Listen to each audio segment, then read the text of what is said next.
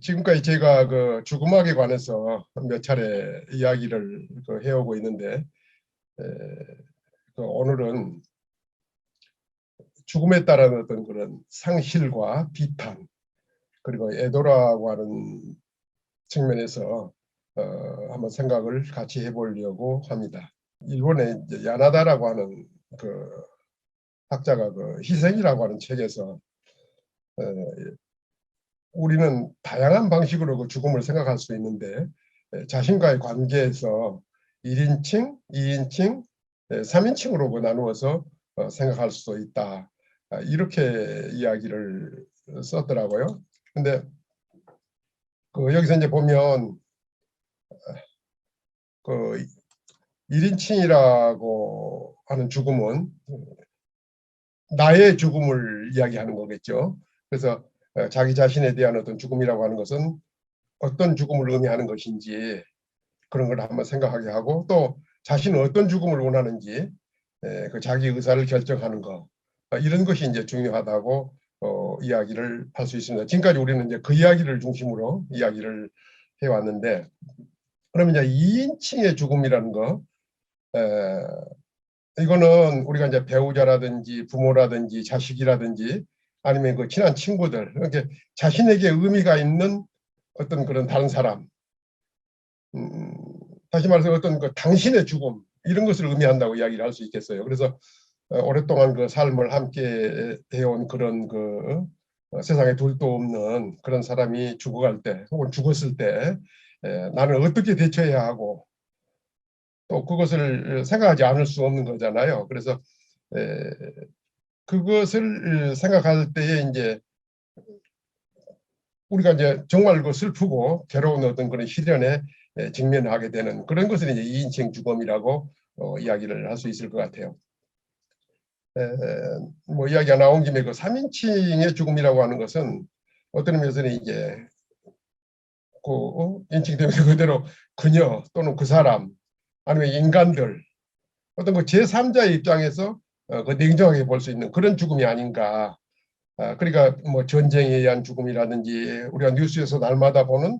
어떤 그런 그 사고사라든지 뭐 살인 이런 보도,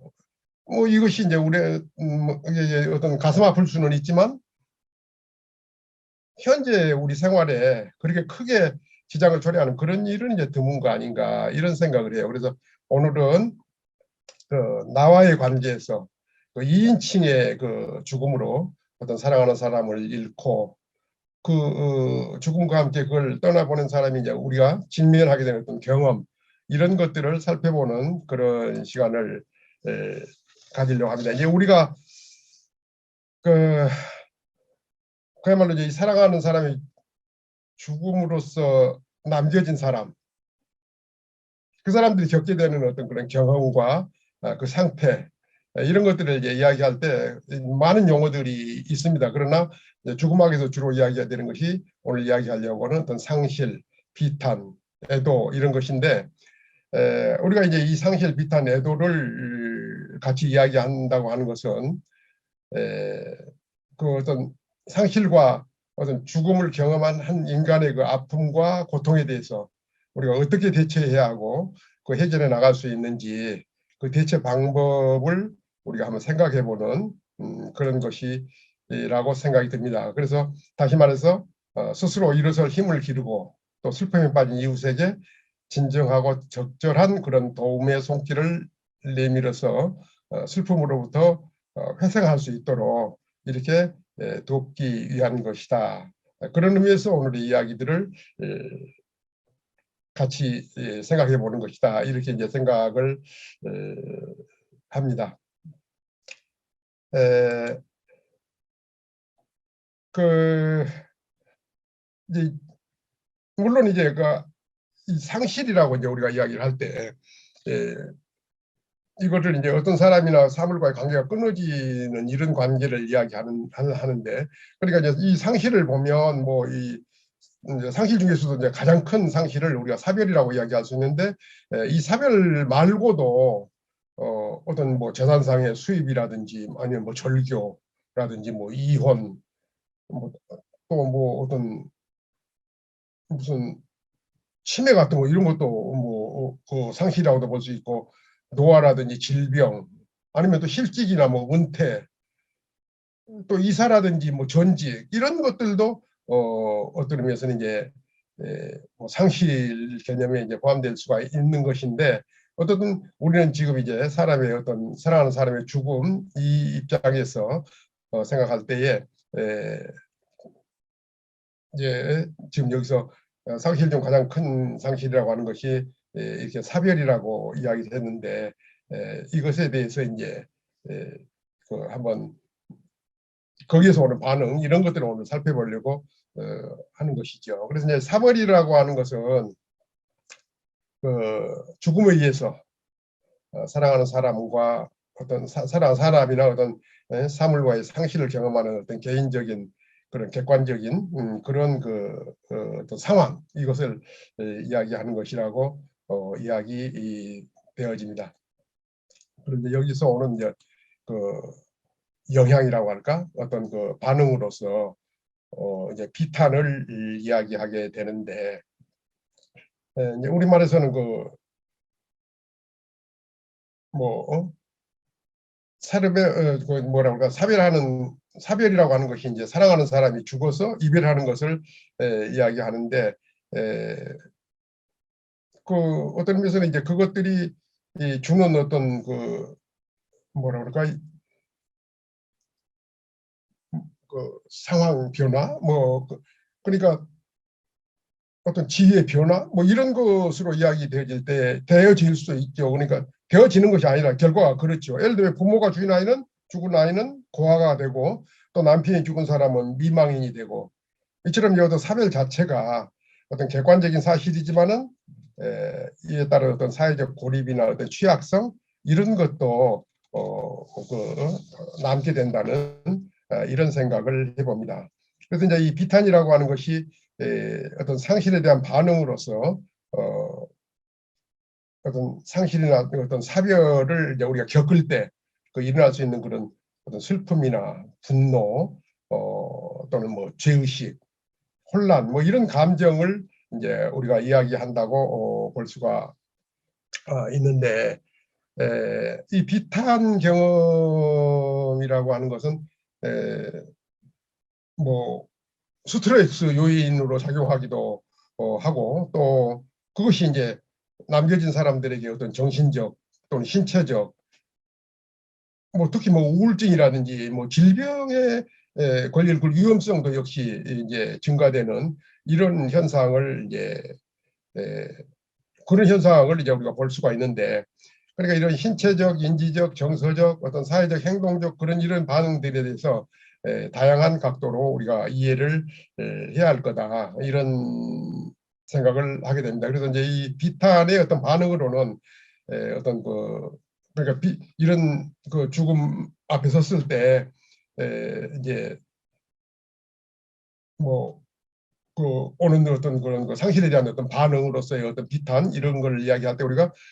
아주 그 정상적인 비탄이다. 이제 늘 뭐 당연히 있을 수 있는 비탄 이런 걸 이제 정상적인 비탄이라고 하고, 또 약간 복합적인, 좀 더 정도가 이제 좀 큰 어떤 여러 가지 복합적인 그런 요소의 그런 복합적인 비탄으로 또 분류를 하고, 그리고 또 하나는 이제 권리 박탈적 비탄이라고 하는 이런 분류 작업을 합니다. 그래서 그것을 나누어서 이제 한번 살펴보면은, 먼저 이제 흔히 우리가 이제 아까 앞에서 말한 대로 이제 정상적인 그 비탄 반응에 대해서 보면은, 이거는 이제 사랑하는 사람이 죽었을 때 어떤 경험하는 그 비탄이라고 하는 것이 몸을 뭐 쇠약하게 만들거나, 아니면 또 극단적이고 또 지속 기간이 긴 경우, 이런 경우도 있죠. 그러니까 그런 경우를 제하고는 일반적으로 어떤 이런 반응들은 상실에 대한 어떤 건강하고 정당한 어떤 정상적인 그 적절한 반응이다, 이렇게 이제 보는 것 같아요. 그래서 이제 먼저 그 정서적 반응을 보면은 이게 이제 그 무감각, 그러니까 아무런 느낌이 없는 거잖아요. 그 이런 무감각은 대개의 경우 죽음의 사실을 안 바로, 혹은 약간 그 비탄 과정 초기에 이제 경험하게 되는데, 이것은 그 어떤 압도적인 어떤 고통에 대한 그 자기 방어 심리다, 방어 기제다, 이렇게 이야기할 수가 있고, 그리고 이제 이 분노와 적대감 같은 것을, 이 적대감의 표현은 그 유족들을 아주 가끔 아주 당혹스럽게 하는 이제 그런 그 감정이긴 한데, 그렇기 때문에 이제 이런 것이 좀 약간 그 비슷한 과정에서 문제를 발생하는 원인이 되기도 합니다. 근데 이제 이게 이런 기제는 어떻게 말하면 자기가 할 수 있었던 일을 그 아무것도 이제 할 수 없었다는 어떤 이런 좌절감, 이제 그분의 죽음에 대해서 에, 그런 좌절감 또는 에, 그 가까운 사람의 이제 상실 이후에 어떤 발생하는 일종의 그뭐 퇴행 경험, 이런 것들이 이제 이야기 되어질 수 있는데, 그러기도 하고 이제 또 이런 것들은 다시 말해서 이제 그분과의 어떤 분리, 이런 것에서 그 느끼는 어떤 불안 때문에 생기는 것이라고도 볼 수 있죠. 고인이 자신만 남기고 그냥 응? 뭐 떠나버렸다는 거, 또 이런 것들에 대해서 이제 실질적으로 심리적으로 그걸 분노한다고 그래요. 근데 이제 어떤 의미에서는 또 이렇게 그 사별한 사람이 죽음에 대한 어떤 책임으로 가끔은 뭐 의사라든지 뭐 가족이라든지 뭐 장의사라든지 뭐 친구, 심지어는 뭐 신에게 그 분노하기까지도 하는 이런 것을 보기도 하고, 또 자기 자신에게 이제 분노하는 그런 것이 이제 어떤 의미에서 이제 너무 좀 극단적인 어떤 이런 선택을 기도하기도 한다고 해요. 그래서 이 사별한 사람이 경험하는 분노라고 하는 것이 뭐 그렇긴 하지만은 이것도 그런 것이 확인된다고 하더라도 뭐 정상적으로 인정받아야 될 어떤 그런, 그래서 그 고인에 대한 어떤 적절한 그 과정을 거쳐서 해결되어지는 이런 모양으로 봅니다. 또 그 죄의식, 죄책감 같은 것은 에, 뭐 일종의 자기 비난이죠. 이거 역시 이제 그 유족들이 공통적으로 경험하는 감정입니다. 그러니까 이제 고인에게 충분히 잘해주지 못했다든지, 아니면 병원에 좀 더 빨리 그 데려왔어야 하는데 뭐 이제 이런 생각, 어떤 일이 일어나거나 어떤 일이 이 어떤 일이나 어떤 죽음의 순간에 자기가 좀 관가했던 그런 것들에 대한 어떤 후회나 자기 비난, 이런 걸로 나타나는 경우가 또 있을 수가 있고, 그리고 이제 이 해방감이라고 하는 것은 좀 저기한 표현이지만 고인이 유족에 대해서 좀 압제적이었다고 할까? 특히 이제 가부장적인 어떤 이런 문화에서 우리가 그걸 느낄 수 있는데, 그 완고한 어떤 족쇄로서였다고 한다면 유종은 오히려 그 정상적인 이제 이런 비튼 감정과 함께 해방감을 느낄 수도 있다. 또 뭐 사랑하는 사람이 이제 아주 고통스러운 그런 좀 오래 끄는 그런 질병 가운데 있었다고 하면은 그 유족들은 이제 그의 죽음에서 또 뭐라 그럴까, 그런 그 고통을 이제 안 당하시게 됐다, 뭐 겪지 않아도 되게 됐다, 뭐 이런 그 안도감 같은 거, 이런 것을 또 느낄 수도 있긴 한데, 이런 것들은 어떤 의미에서는 또 종종 그 죄책감 같은 것을 동반하기도 한다고 합니다. 그리고 이제 인지적 반응이라는 이 반응으로는 이제 어떤 경험을 그 어떤 특정 짓는 뭐 어떤 뭐 어떤 그런 이제 사고 패턴이 존재한다고 하는데, 어떤 사고 패턴은 그 비탄의 초기 단계에 이제 공통적으로 나타났다가 잠시 사라지긴 하지만, 또 어떤 패턴은 계속 남아서 그 불안감이나 우울감을 유발한다고 해요. 그래서 이런 인지적 반응으로는 이제 흔히 불신이라든지 혼란이라든지 몰두 또는 현존감, 그리고 또 환각 등 이런 것들이 있습니다. 이 행동적 반응으로는 그 어떤 그 상실 후에 이제 그 보고되는 그런 행동적 반응을 이제 보면은 대부분이 이곳 이제 그 시간이 지나면 이제 없어지긴 하는데, 조정이 되긴 하는데, 뭐 수면장애라든지 뭐 식사장애라든지 아니면 이렇게 넋놓고 있는 어떤 그런 행동, 또 어떤 사회적인 위축, 어떤 그 고인에 대한 어떤 꿈이라든지 고인을 생각나게 하는 어떤 그런 것들을 또 회피한다든지 아니면 막 큰 소리로 막 부르고 이게 찾는다든지 또 한숨을 쉰다든지 그 안절부절 못하는 어떤 그러한 과도한 어떤 활동성 또는 뭐 울음이라든지 뭐 고인을 기억하는 그 장소를 방문하거나 그의 물건을 이제 가지고 다닌다든지 또 고인의 물건을 뭐 소중히 간직하는 이런 행동을 보이는 것들을 우리가 행동적 반응이라고 이제 이야기를 합니다. 그리고 신체적 반응은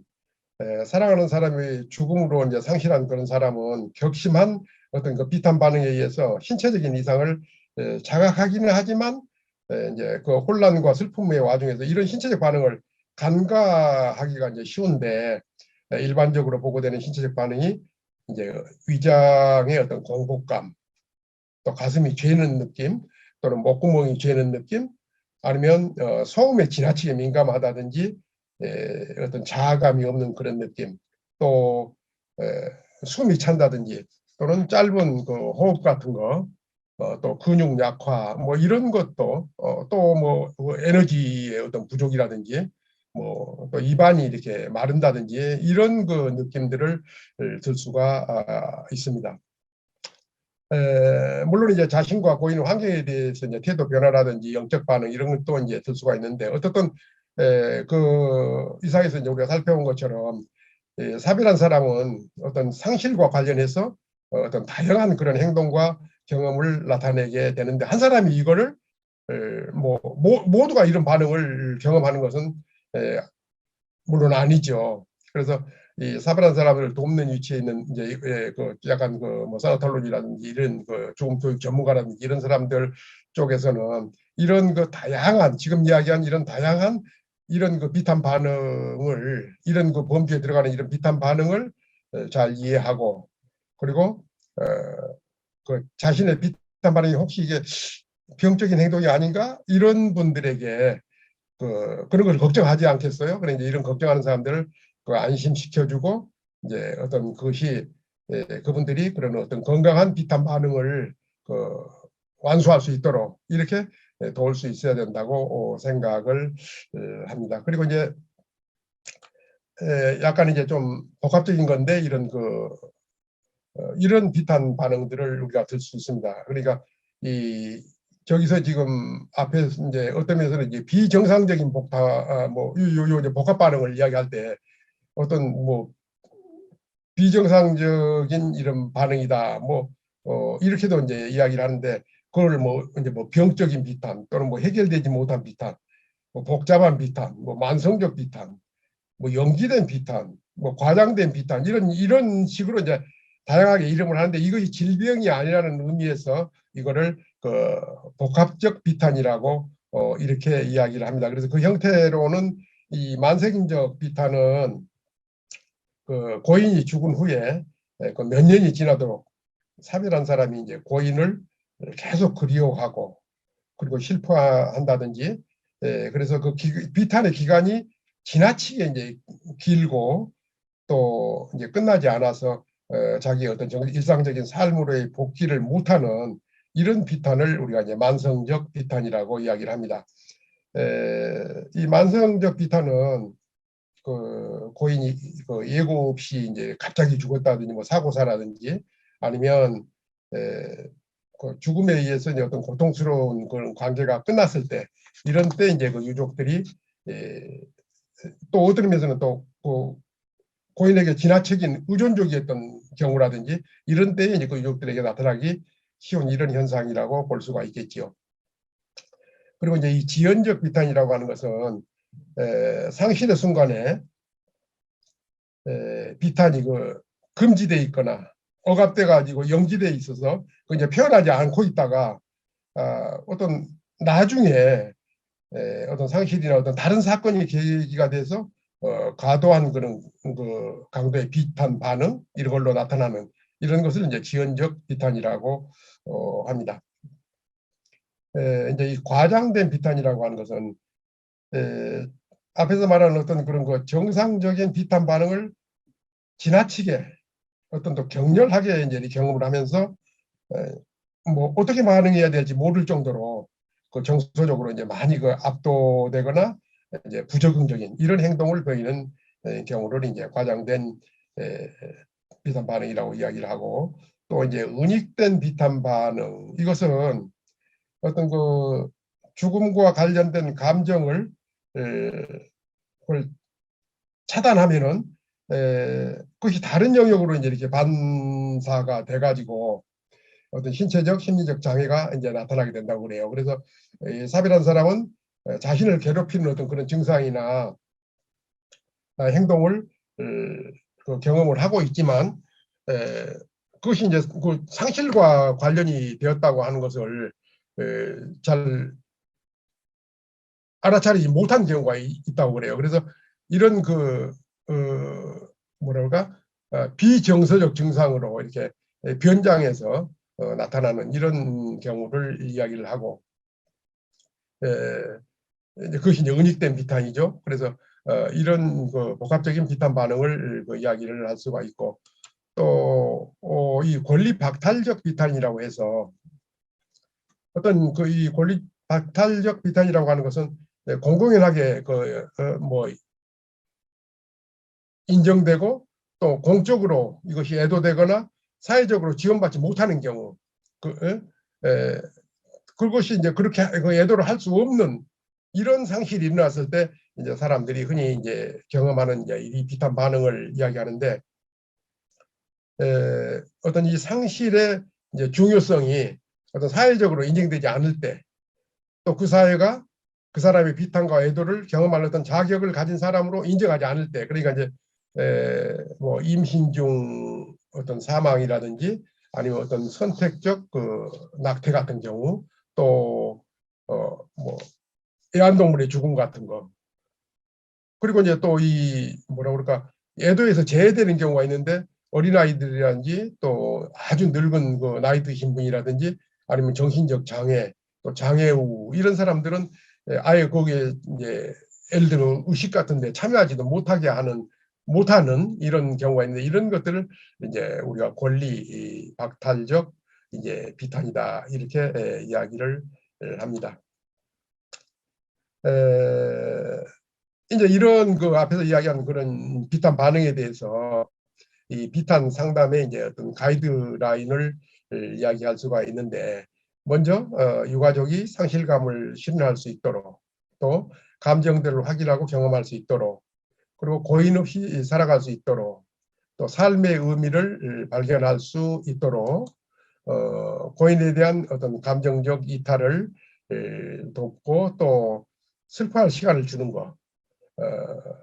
뭐 이런 표현도 있어요. 30분 울 것을 20분 울게 하지 마라. 그러니까 뭐 그런 이제 충분히 슬퍼할 그런 시간을 줘라, 뭐 이런 이야기도 있는데, 그리고 이제 정상적인 행위로 이제 이런 반응들을 정상적인 행위로 해석을 하고, 또 각 개인마다 차이가 있으니까 그걸 인정하고, 그리고 결론적으로 이제 그 이런 그 비탈에 대한 어떤 방어와 대처 방식 이런 것들을 탐색을 하고, 또 이제 이 병증을 확인한다면 의사에게 안내하는 이런 것들이 이제 그 상담 가이드라인으로 이렇게 제시되고 있습니다. 그럼 이제 우리가 여기서 비탈은 질병인가 이런 그 의문을 가지기도 하는데, 비탄이라고 하는 것은 어떤 그 심각한 그런 어떤 상실을 뭐 어떻게 말하면 이제 최소한 일시적으로라도 어떤 사별한 사람의 건강에 영향을 미칠 수가 있으니까 뭐 질병이 아닌가 이제 이렇게 볼 수가 있는데, 이 비탄과 질병은 분명히 다르다.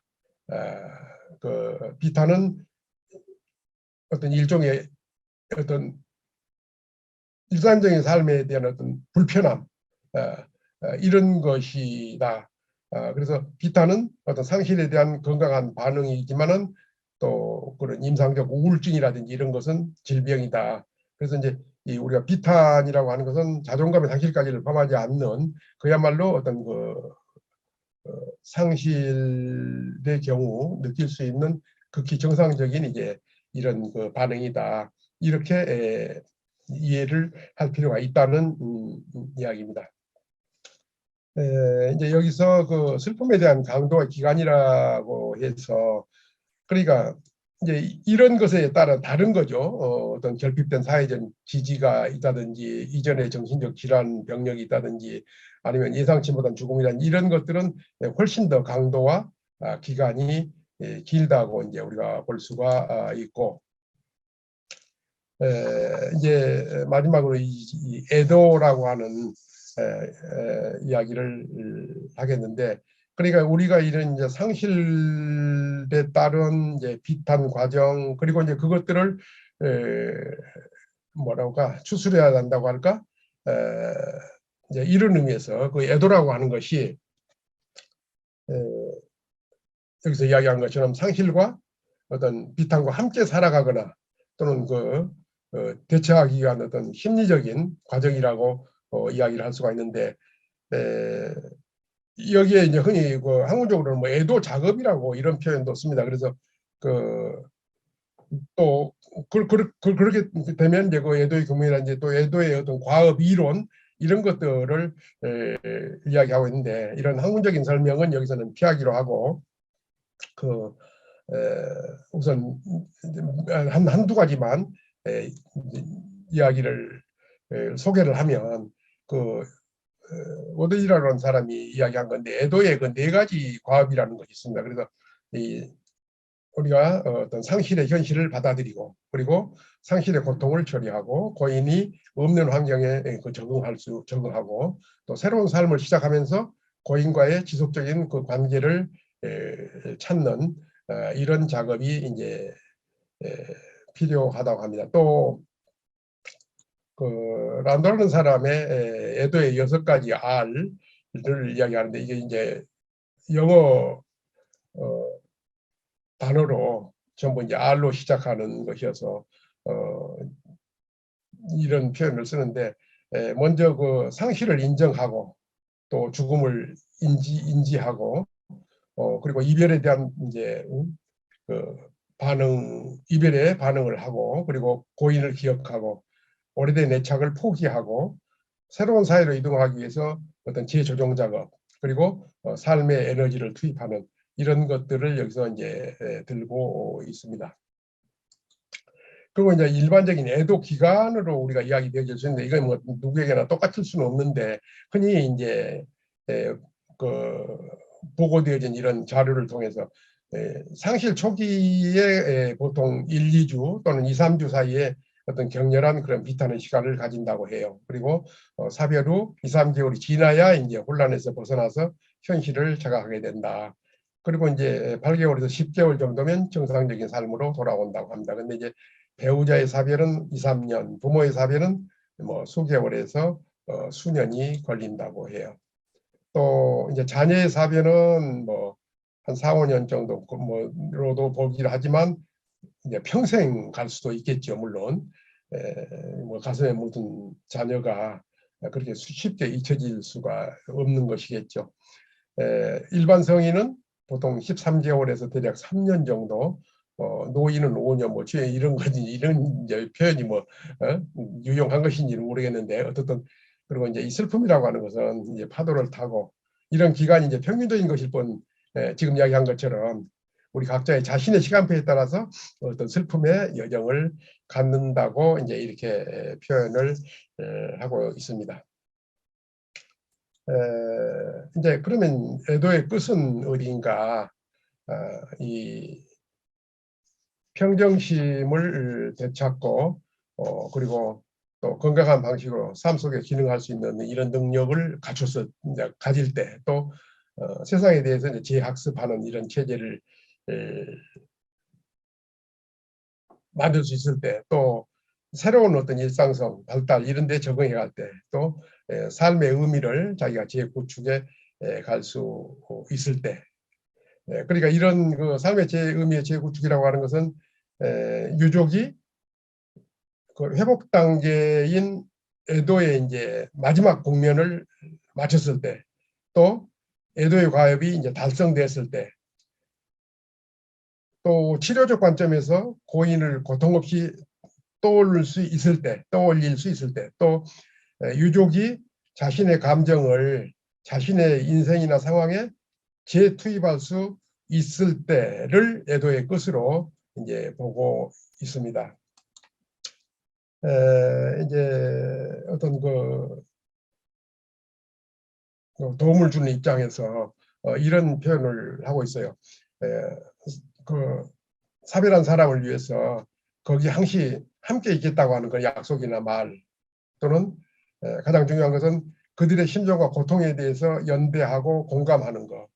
그리고 뭐 다른 그 이야기가 어려우면 그냥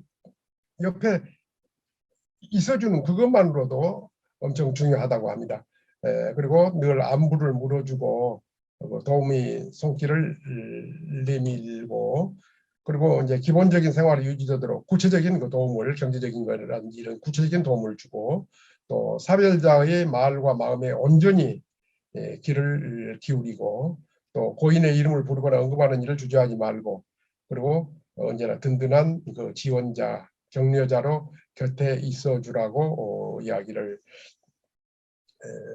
합니다. 그리고 이제 마지막으로 그 건강한 애도를 방해하는 것들이 있습니다. 그러니까 우리가 이제 위로한다고 옆에서 뭐 슬퍼하지 마라, 뭐 이런 이야기도 할 수도 있고, 뭐 다른 것을 해봐라든지 뭐 이런 이야기도 할 수도 있고, 뭐 잊어라, 뭐 이런 흔히 이제 늘 그 이제 뭐 시간이 약이다, 뭐 강해져라, 뭐 이런 이제 표현을 하는데, 이것들은 이제 그 방해, 늘 이게 버릇처럼 쓰는 이야기들이에요. 그런데 알고 보면 이런 것들이 그렇게 크게 그분들에게 위로가 되지 못한다는 거, 이런 이야기를 끝으로 마치겠습니다.